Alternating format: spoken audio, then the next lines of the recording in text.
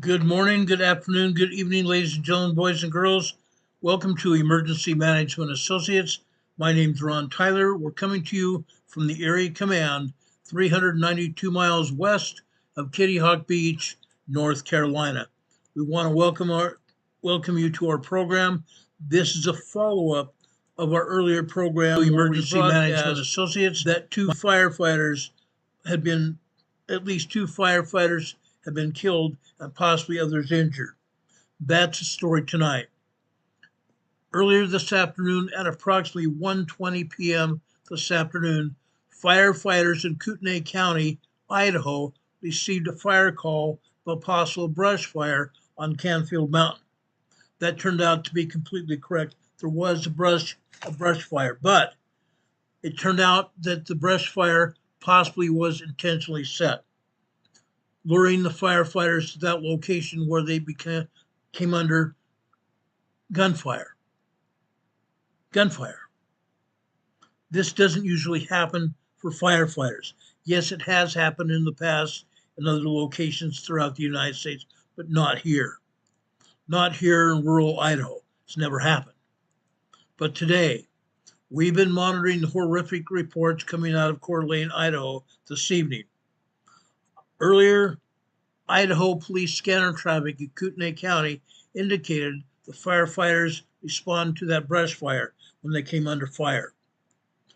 Not necessarily fire itself, but gunfire, as I said. They came under assault.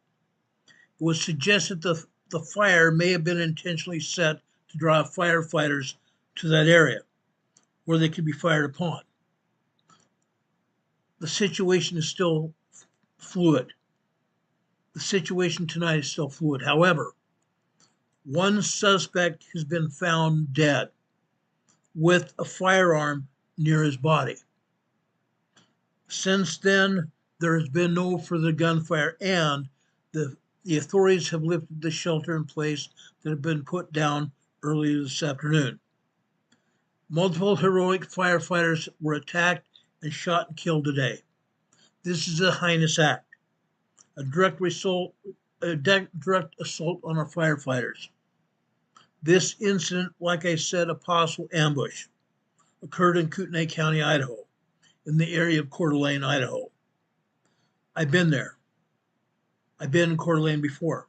My brother went to school there. 2 firefighters killed this afternoon. Another was wounded when they were ambushed by sniper fire, lured to that brush fire in northern Idaho community. Crews endured a barrage of gunfire over several hours. The governor called it a heinous act. He's absolutely correct. Like I said, the shelter in place order was lifted tonight after a tactical response team discovered the body of a man with a firearm nearby.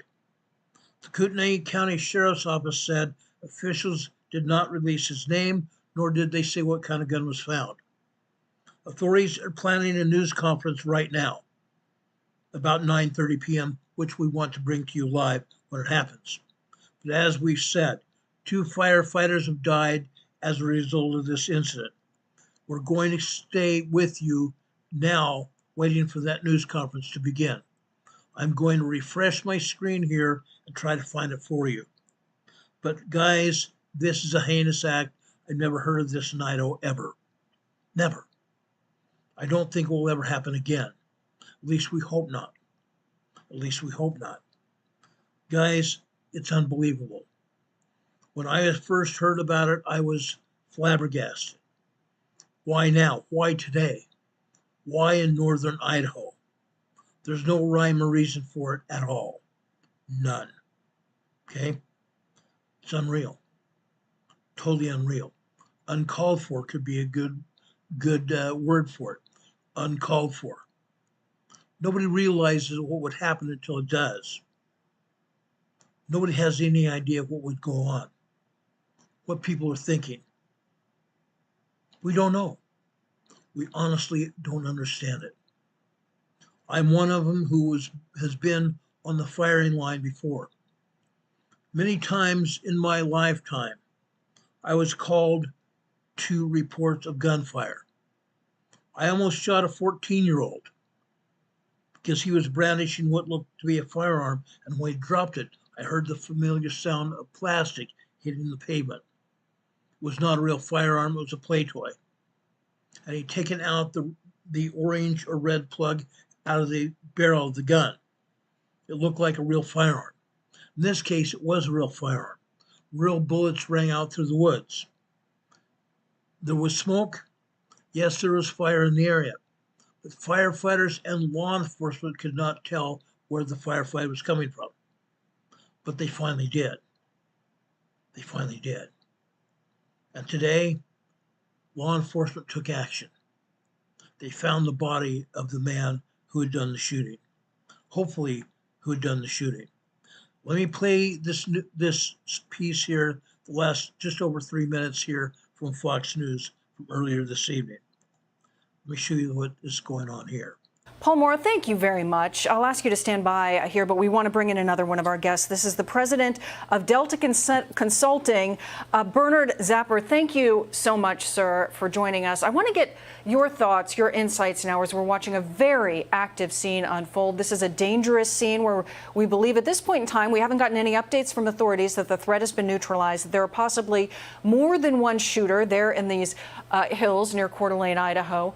Your thoughts on what's happening on the ground there now?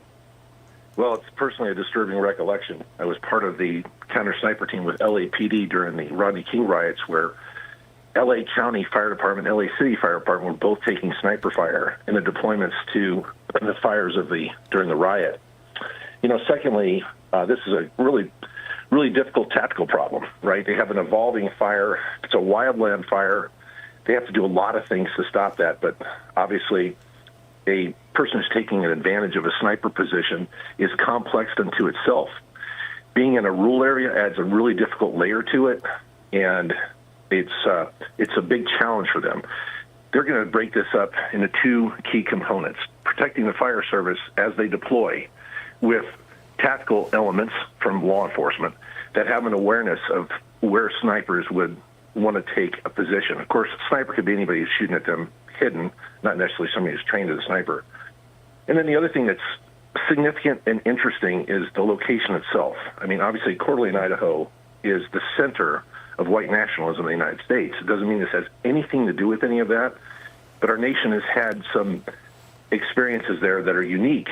And I mean, just the thought that comes to mind is the trespass of fire service could trigger somebody that has a really extreme idea of what that means. And so all of that's in retrospect. Right now, they have to stop this person, whoever is shooting at fire service or whatever they're doing. Incredibly large tactical problem, but they will resolve it. And just to pray to the fire service who have lost their lives in this so far, for sure. Yeah, a heartbreaking situation, but still an ongoing and dangerous situation. There's a lot of people that are rushing there to that scene to try to get this under control. We're talking about a perimeter that is expanding, and also suspects that, as of yet, as far as we know, have yet to be apprehended. What does this mean for the manhunt going forward? Well, the first thing is your most valuable intelligence is going to be law enforcement and the community itself, because depending on the density of where this took place, meaning is it really rural, is it somewhat urban, that's going to really determine the amount of information they have, because they're going to know, say, in a particular area, you've got 5 landowners and there's 4 residences. This is the Xfinity Sport. Law enforcement is going to make contact at every one of those properties. They got to make sure those people are safe and alive, but they also want to find out if their hostility is coming from any of those locations. So they have to eat this elephant one bite at a time. They're going to be doing it very quickly. The main thing is eliciting information from the community and local law enforcement to start zeroing in on the possibilities of this and just breaking it down. And that's unfolding. In terms of the fire suppression, obviously, if they're going to a new area and where this thing started, and obviously, Zapper, I'm sorry to interrupt. Thank you. Hey, Sean Hannity here. Hey, click here. Okay, that's a report from earlier. You saw those police vehicles leave the hospital there. They were leaving the hospital en route to the medical examiner's office in Spokane, Washington. That's where they were heading. Okay, all these police vehicles and fire vehicles were taking the bodies of the 2 firefighters to Spokane, Washington, to the medical examiner's office. there was a huge procession of law enforcement and firefighting vehicles headed there. Now, other agencies are also coming in to back up these officers that went to Spokane in this procession. We don't know exactly when the procession will make its way back from Spokane, but it's expected to be a while, possibly a day or two. Then the bodies will come back here to Coeur d'Alene, Idaho, and then the funeral services will be pending after that. I imagine myself what that might be like. I've been part of police processions, funeral processions, and firefighter processions in the past back in San Diego County. I've seen it happen. Long lines of police from all over the nation, literally all over the nation, lining up to honor those fallen officers. That's exactly what's going to happen here as well. Now, I cannot find for the life of me the press conference that was supposed to have taken place approximately 7 to 8 minutes ago. It still has not started. I'm looking right now for that information now, and I'm not finding it yet. Okay? Please bear with me here. Please bear with me. They have, most agencies, most television stations have the first press conference that lasts about 10 minutes from the sheriff's office, from the sheriff himself. That was the last press conference. The press conference was due to start, like I said, approximately 8 minutes ago. It still has not started. I'm checking quite a few. This is the Xfinity Sport. I'm checking several different avenues here to find the press conference, and I'm not finding it yet. So please bear with me for another minute or so. If it doesn't Meantime, happen, we do have a Fox News alert now. There is an active shooter situation. if it doesn't happen tonight, we'll come back here tomorrow. I'll find the press conference briefing and I'll air it tomorrow morning. But right now, suffices to say, there was a brush fire that was reported at approximately 1:20 p.m. this afternoon up in Camden Park, Idaho, up on the mountain, Camden Mountain, Idaho, near Coeur d'Alene. Firefighters responded up there, and as soon as they arrived, they ran into gunfire. Some of the firefighters hid behind their firefighting trucks. 2 others were hit and killed almost immediately.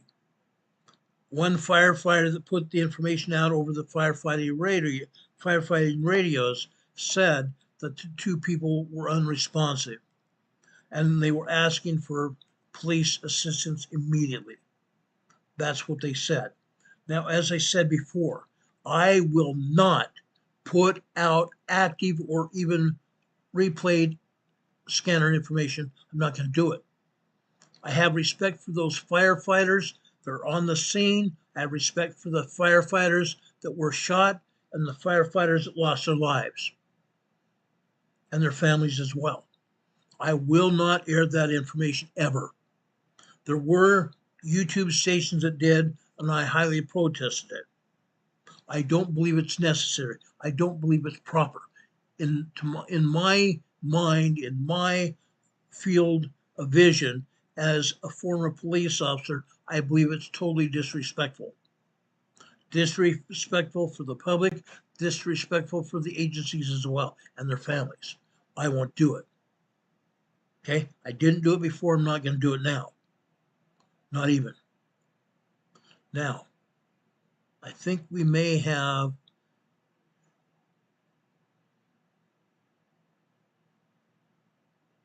a second here. Totally intentional. What? Okay, we have the press conference here. Stand by for just a second.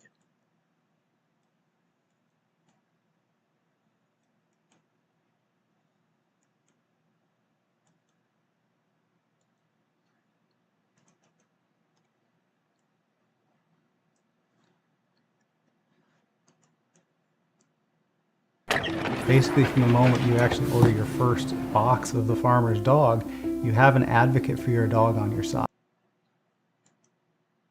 Any description of the suspect? No, not at this time. No. Gentleman in the red hat. friend, Neil JXOY. Does the fire present any problems with you as you're trying to collect evidence? Oh, absolutely. Yeah, we scooped up that body, and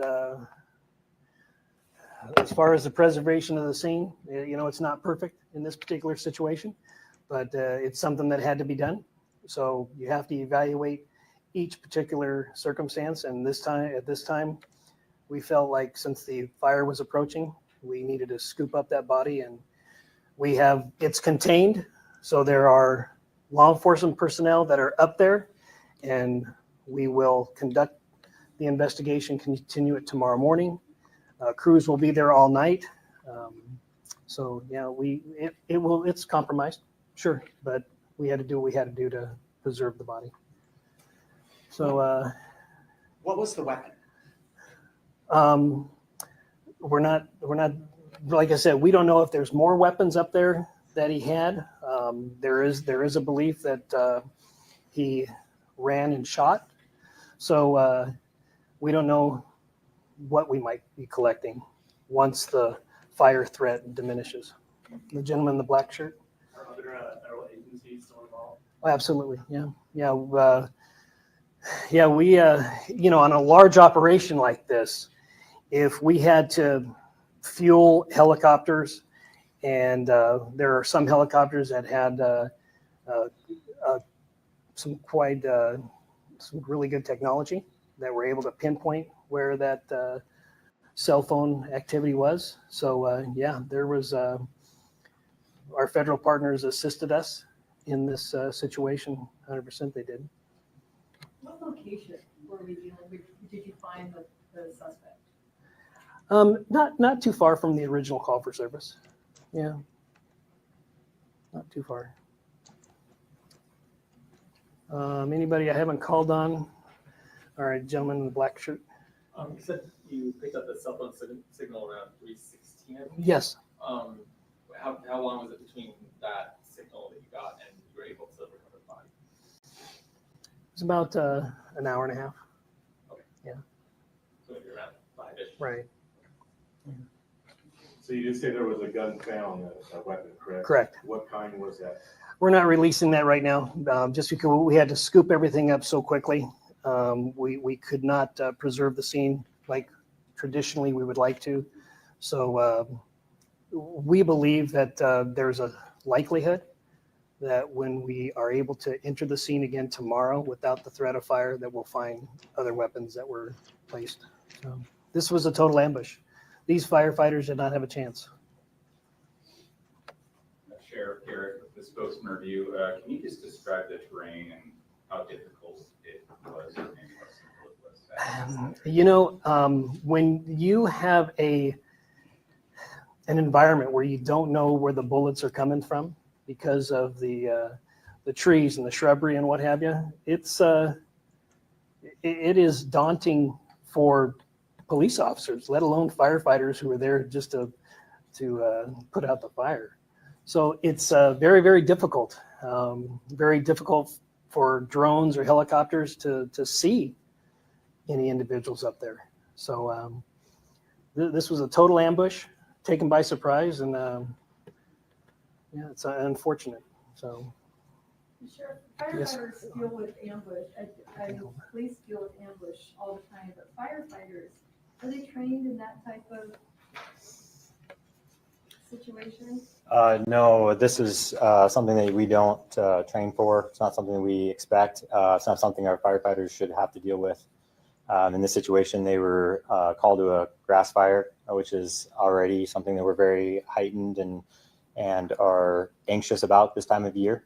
And they were doing everything the way they were supposed to do it. Can we get an update on the fire? Do you have any sort of acreage or containment information? It's about 20 acres.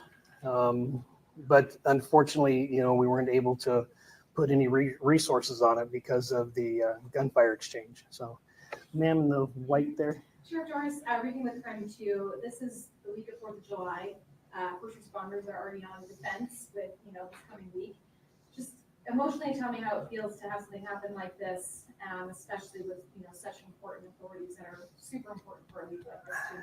Yeah, I haven't, it hasn't sunk in yet. I mean, this is a situation where I don't even think a lot of us in this room has processed this. So, yeah, this community supports firefighters and law enforcement. Any structures lost? Nope, not at this time, no.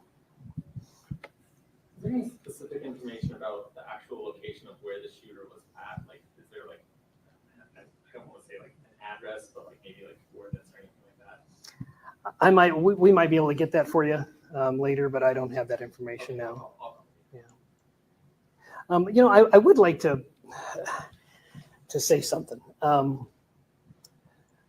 There was some information that was broadcasted on social media. And it's very, very important. You know, these firefighters or police officers, in some cases, have family. And for some of this information to have been broadcasted, I hope we can ask with our social media and our First Amendment auditors and our civilian journalists to take in consideration what you're putting out there on the social media, because it could be devastating for I mean, it's devastating when somebody knocks at your door to tell you something like this, but to hear about it on social media, I'm just asking for people to be considerate in the most significant of injuries and times. So. Federal apparatus, I'm wondering what the White House has committed to and the FBI. For us. So that's where I would initially encourage people to seek to provide some support for the families. Thank you. I'd like to add, until a press release comes out by these two agencies, do not give money to a entity that says they're representing these people.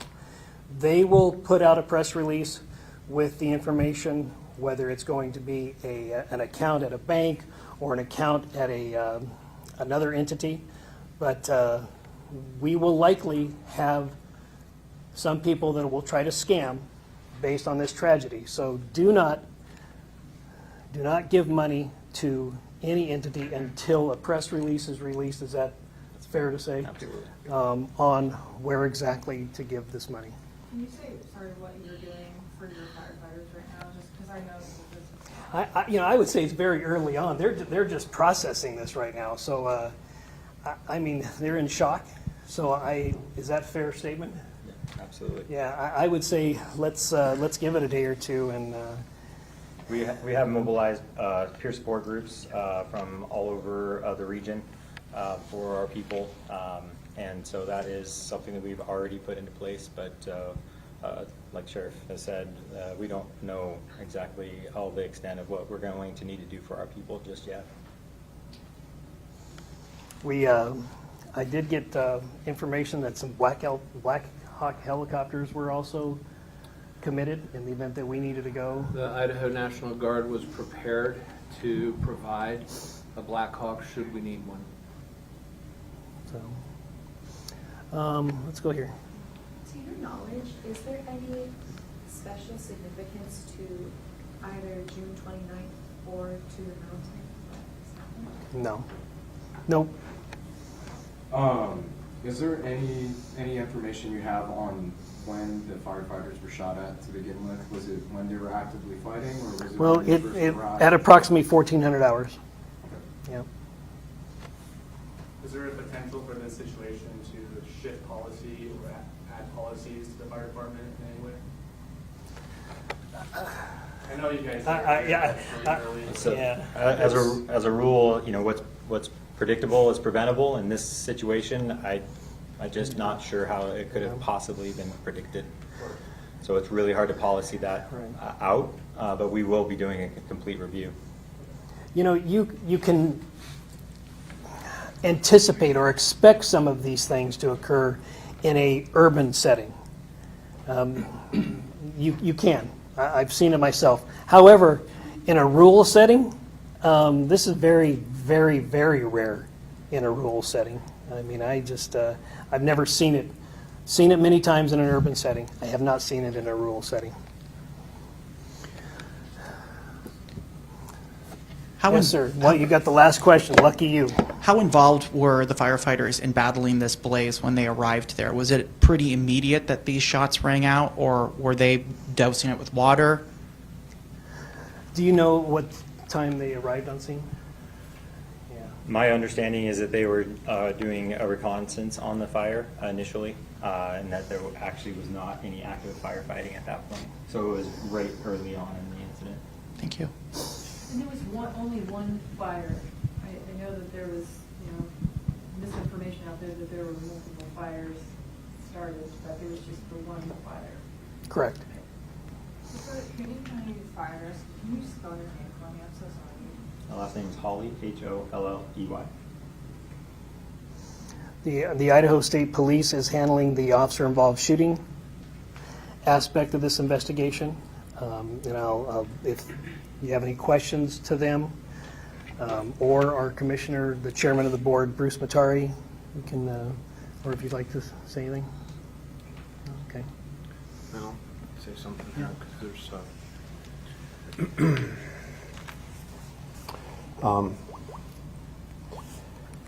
My name's Bruce Matari. I am the chairman of the board of the county commissioners in Kootenai County. First, I want to extend my most sincerest condolences to the loved ones of the firemen we lost today, and give my prayers to those injured and fighting for their lives. What happened was senseless and tragic beyond words.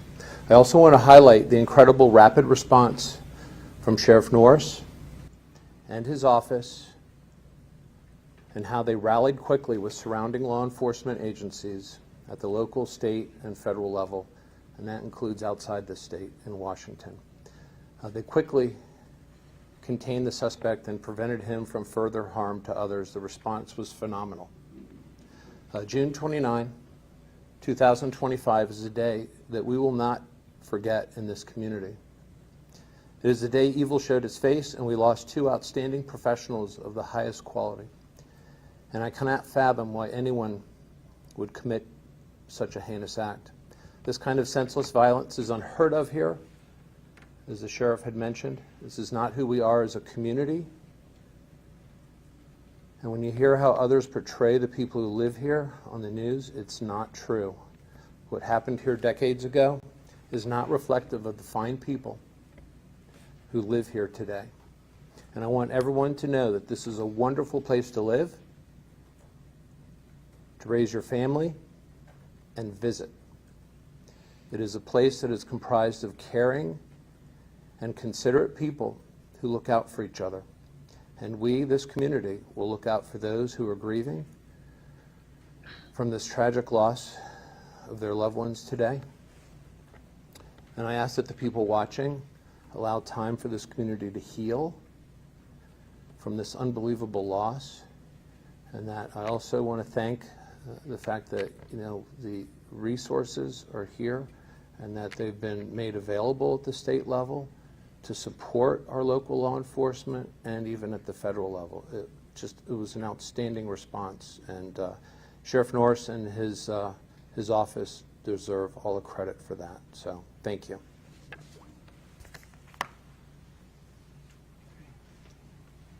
You look like you have one more question. All right. You said Washington and Idaho, of course, responded, but I thought I saw mutual aid license plates from Montana. Can you comment at all about if Montana delivered any mutual aid? I believe Montana was on scene also, yes. Thank you. Okay. Sorry, just real quick, are there any evacuations planned for the fire? At this time, no. But I encourage you, if you haven't signed up for Kootenai Alerts, to make sure that we sign up for Kootenai Alerts. And that is the best way. We did send out an alert for people to shelter in place at this time if you're in that impacted area. So Kootenai Alerts is a great way to stay informed. Okay, thank you.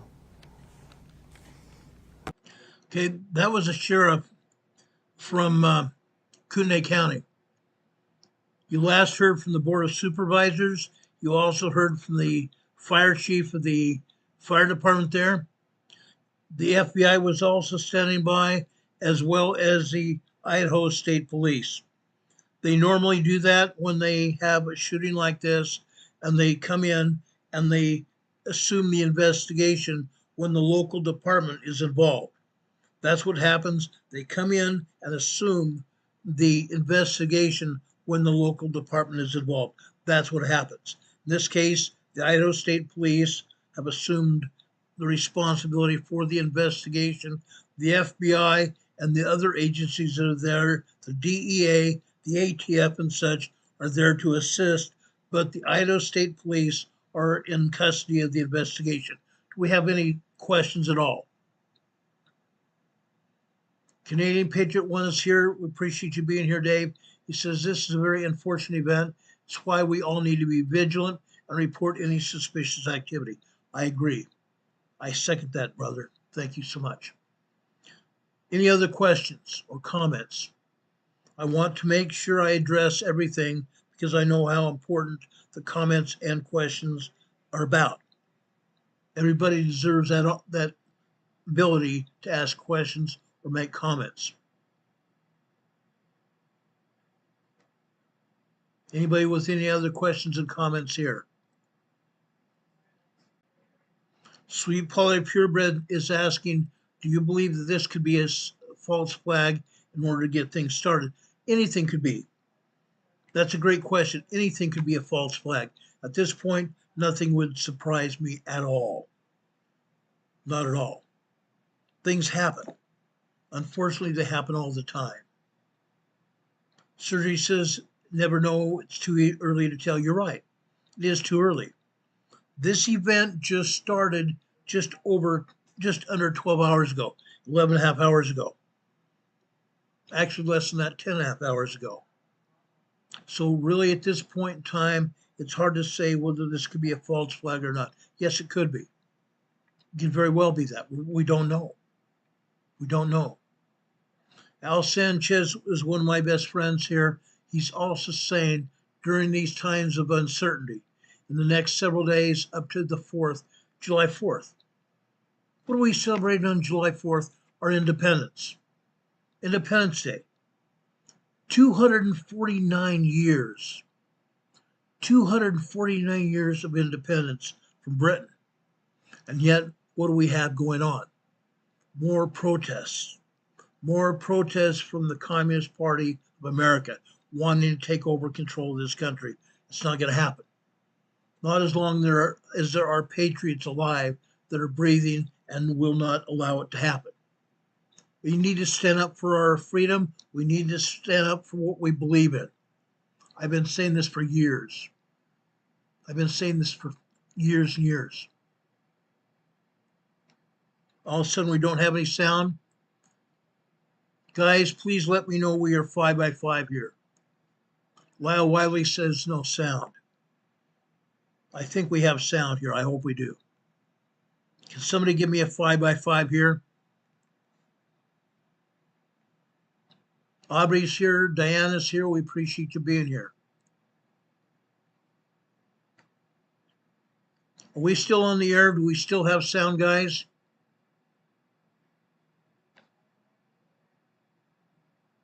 Okay, we have sound here. Thank you very much for that. I appreciate that.